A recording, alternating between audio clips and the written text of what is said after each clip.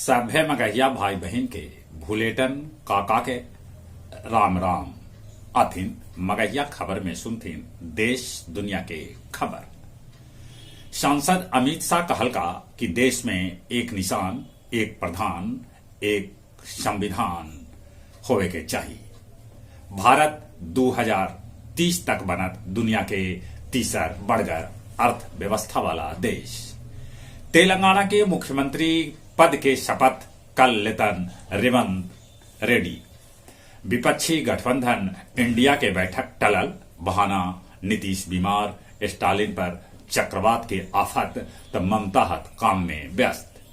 सियाचिन में पहल बेर सेना के महिला डॉक्टर गीतका के कैल गेल है तैनात। द्रमुक सांसद कैथिल कुमार कहलका कि हिंदी पट्टी राज्य के लोग गौमूत्र राज्य वाला हत। बिहार में इलेक्ट्रिक वाहन खरीद पर भेटायत अनुदान। आंध्र से टकरायल मिचौंग, चेन्नई में 12 आदमी के है मौत के खबर। कर्नाटक के आलियाबाद में 100 टन मकई के ढेर के नीचे दब के मर गेलन 7 मजूर। 7 मजूर बिहार के हलन। गया के पूर्व एसएसपी आदित्य कुमार कैलन सिलेंडर भेजल गेल उनका जेहल। करनी सेना के अध्यक्ष सुखदेव सिंह गोगामेडी के राजस्थान में दिन दहाड़े गोली मार के कर देवल गेल हत्या। भारत केनिया के 25 करोड़ डॉलर के देतक ऋण।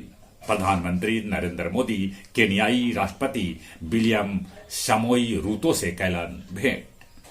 खालिस्तानी आतंकी लखवीर सिंह रोडे के पाकिस्तान में हो गए मौत। दलाई लामा के लेके बोध गया में सुरक्षा के पोख्ता इंतजाम। मानपुर के शिव चरण लेन गंज पर मोहल्ला में ठाकुर हैंडलूम के मालिक ठाकुर प्रसाद पर रंगदारी के लेल होल फायरिंग। गया स्टेशन पर पुराना भवन तोड़ल जा रहा है, काहे से कि गया जी के वर्ल्ड क्लास स्टेशन बनावे लेल काम है जारी। 12 चट्टी में 9.23 एकड़ में लगल अफीम के फसल पुलिस कैलक नष्ट। और अब कुछ खेल के समाचार। जूनियर विश्व कप हॉकी में भारत कोरिया के 4-2 से हरा दिलक। कुश्ती महासंघ के चुनाव के तारीख 8 दिसंबर मुकर्रर कैल गेल है। पायल, निशा, आकांक्षा मुक्केबाजी में जड़लन है स्वर्ण। चलित एक बार फिर से अपने सभे के भूलेटन काका के राम राम।